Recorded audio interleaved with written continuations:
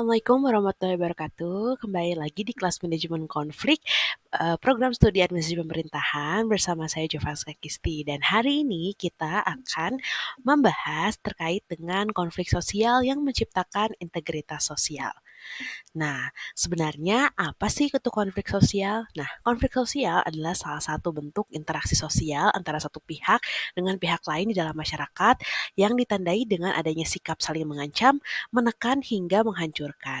Konflik sosial sesungguhnya merupakan suatu proses bertemunya dua pihak atau lebih yang mempunyai kepentingan yang relatif sama terhadap yang sifatnya terbatas. Jadi, konflik sosial adalah pertentangan antar anggota masyarakat yang bersifat menyeluruh dalam kehidupan. Konflik berasal dari kata Latin "configer", artinya saling memukul. Nah, secara sosiologis, konflik diartikan sebagai suatu proses sosial antara dua orang ataupun lebih. Konflik sosial seringkali erat kaitannya dengan kekerasan. Dari setiap konflik ada beberapa di antaranya yang dapat diselesaikan, tapi ada juga yang tidak dapat diselesaikan, sehingga menimbulkan beberapa aksi kekerasan. Nah, sebenarnya kekerasan itu apa sih? Nah, kekerasan merupakan gejala yang tidak dapat diatasinya akar konflik sehingga menimbulkan kekerasan. Dari model kekerasan yang terkecil hingga sampai peperangan. Nah, dampak konflik sosial pun ada dampak negatif dan ada dampak positifnya.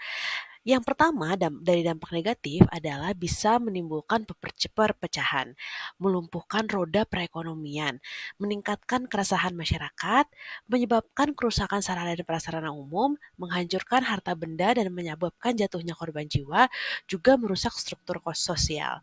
Nah, ini adalah kira-kira dampak negatif dari konflik sosial yang berujung dari kekerasan.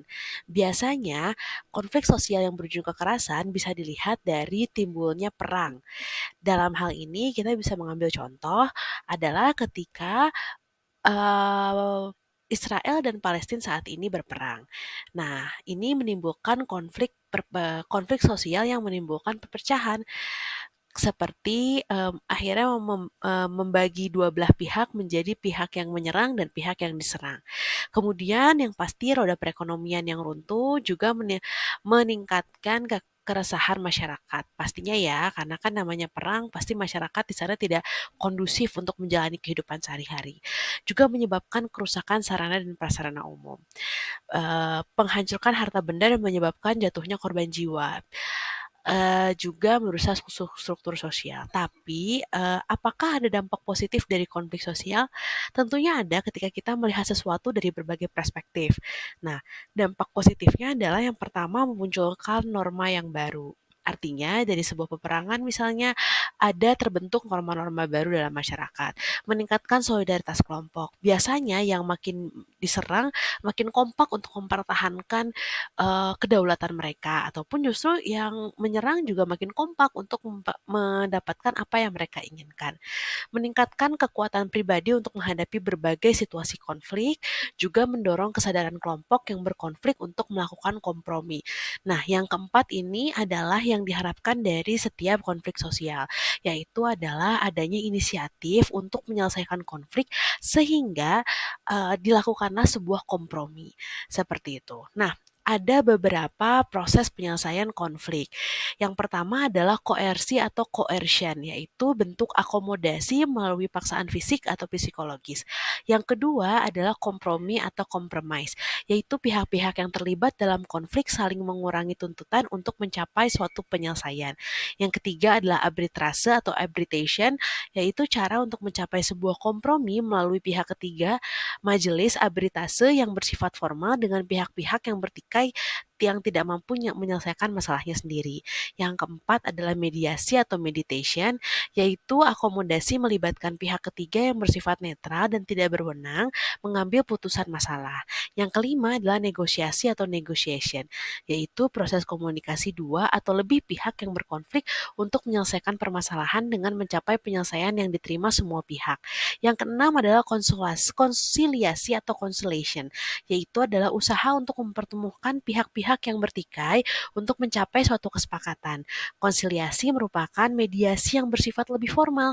Keputusan pihak ketiga dalam konsiliasi bersifat tidak mengikat namun dapat menyelesaikan masalah.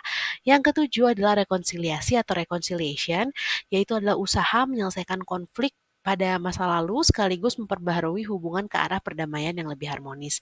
Yang kedelapan adalah stalemate atau proses akomodasi yang terjadi karena kedua belah pihak memiliki kekuatan seimbang sehingga pertikaian berhenti dengan sendirinya. Yang kesembilan adalah transformasi konflik atau conflict transformation, yaitu upaya penyelesaian konflik dengan mengatasi akar penyebab konflik sehingga dapat mengubah konflik yang bersifat destruktif menjadi konflik yang bersifat konstruktif. Yang ke-10 adalah adjudikasi atau adjudication, yaitu penyelesaian konflik di pengadilan. Yang ke-11 adalah segresi atau segregation, yaitu tiap-tiap pihak memisahkan diri dan saling menghindar untuk mengurangi ketegangan. Yang ke-12 adalah eliminasi atau elimination, yaitu salah satu pihak yang berkonflik memutuskan mengalah atau mengundurkan diri dari konflik. Yang ke-13 adalah subjugation atau domination, yaitu pihak yang mempunyai kekuatan lebih kuat dan dominan meminta pihak yang lebih lemah untuk memenuhi keinginannya. Yang ke-14 adalah keputusan mayoritas atau majority rule, yaitu keputusan yang diambil berdasarkan suara terbanyak atau melakukan voting.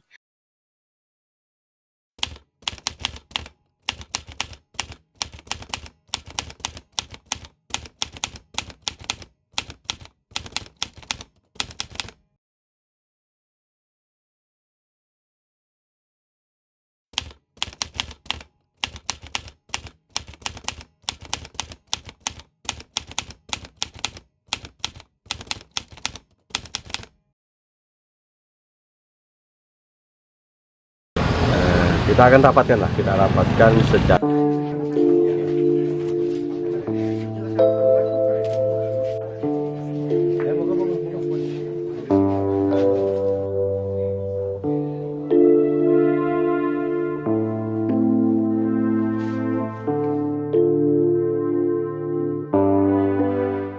ya, kita belum bisa memberikan secara lengkap. Kita akan rapatkan secara detail formulasinya bagaimana dan sebagainya. Di hari ini kita ya pengen secara langsung saja, secara resmi bahwa kita hadir di masyarakat. Tetapi bukan berarti kita hanya formalitas, bukan ya. Kita sudah bergerak dari berbagai sisi, dari berbagai segi, dari berbagai elemen. Mudah-mudahan nanti kalau kita sampaikan.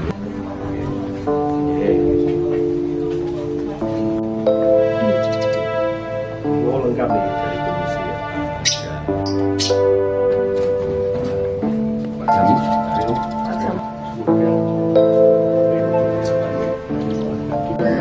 Warga Bangunsari nggih Pak, kantore. Oh, kantore.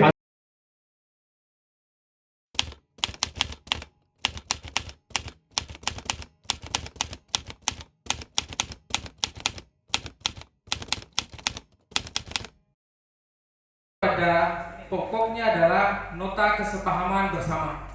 Pada hari ini Rabu tanggal 13 bulan April tahun 2022 bertempat di Kendari, kami masyarakat Roko-Roko Raya bersama PT Harita Group atau PT Gema Kreasi Perdana di Kabupaten Ponorogo Kepulauan melalui rekonsiliasi damai ini atau Islam menyepakati beberapa hal sebagai berikut. Nah, kekerasan itu sendiri dalam pengertian lain merupakan suatu proses sosial yang berlangsung dengan melibatkan orang-orang atau kelompok-kelompok yang saling menentang dan mengancam. Sebenarnya ketika melakukan kekerasan ada 5 tahapan kekerasan menurut N.J. Smeltsmer. Yang pertama adalah melihat situasi sosialnya, yang dimana kemudian menjadi sebuah bentuk akan timbulnya kerusuhan yang disebabkan oleh sebuah bentuk akan struktur sosial tertentu, di mana hal tersebut tidak bahkan berada dalam sebuah sistem yang dengan jelas bertanggung jawab ke sebuah masyarakat. Yang kedua adalah adanya kejengkelan maupun sebuah tekanan sosial di mana disebabkan terhadap sebuah bentuk dari kondisi dan sejumlah besar dari anggota masyarakat memiliki pendapat bahwa nilai norma yang sudah banyak dilanggar. Nah, biasanya ketika sudah ada kejengkelan, berkembangnya sebuah rasa prasangka yang menyebabkan munculnya berbagai bentuk kebencian yang dimana sangatlah meluas terhadap sebuah sasaran. Sebagai contoh adalah misalnya benci nih sama keputusan-keputusan yang diambil oleh pemerintah. Nah, akhirnya dari jengkel ke benci.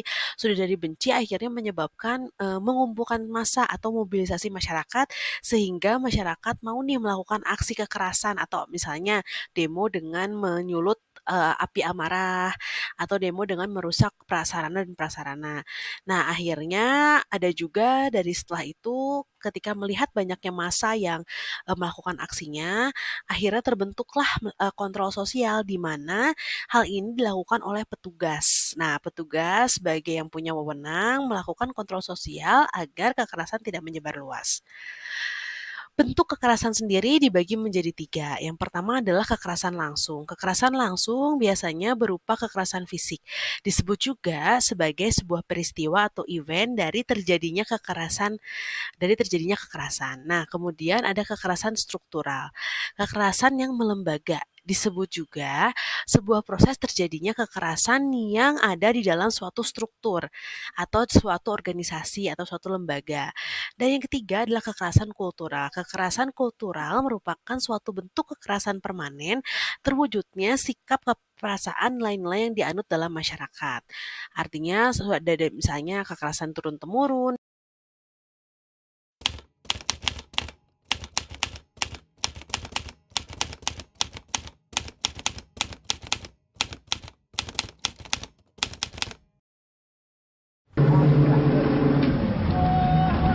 الله أكبر.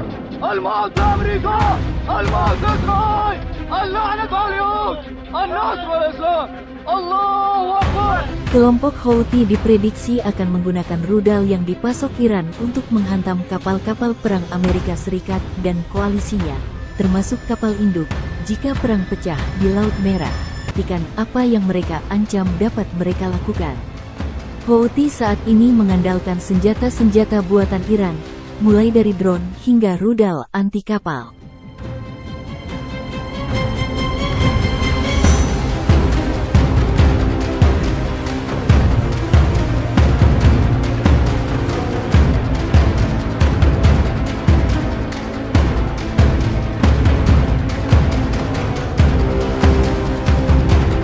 Dan lain-lain. Setelah adanya kekerasan dan perpecahan sosial, biasanya terbentuklah integritas sosial. Integrasi sosial akan terjadi ketika unsur-unsur dalam masyarakat saling berhubungan secara intensif di berbagai bidang kehidupan. Akibatnya, terjadi pembauran beberapa unsur berbeda dari setiap unsur masyarakat yang dapat bekerja sama justru dengan unsur lain. Proses terwujudnya integrasi sosial diawali dengan terjadinya konflik dalam masyarakat. Konflik tersebut kemudian diredam melalui akomodasi, dan akomodasi tersebut menghasilkan koordinasi antar pihak yang berkonflik atau bersatu. Tahapan terakhir ialah terjadi asimilasi antar pihak yang menjalin koordinasi. Nah, ada faktor pendukung integritas sosial, yaitu adalah rasa ingin memiliki, adanya rasa konsensus, cross-cutting affiliation, cross-cutting loyalties, dan kesediaan berkorban demi kebaikan bersama. Tapi ada juga faktor penghambatnya. Tidak akan ada konflik yang mencapai integritas sosial ketika kondisi masyarakatnya terisolasi dan kurang pengetahuan. Hal tersebut akhirnya menghambat dan akhirnya mengakar bahwa terdapat rasa superior dalam salah satu kelompok yang akhirnya tidak ingin menghentikan sebuah konflik sosial.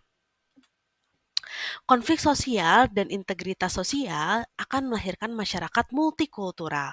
Masyarakat multikultural dapat diartikan sebagai masyarakat yang memiliki beraneka ragam kebudayaan. Masyarakat multikultural menekan pada suatu keanekaragaman budaya dalam kesederajatan atau kesetaraan. Artinya tidak ada posisi superior dan inferior antar etnik, ras, jenis kelamin, serta agama.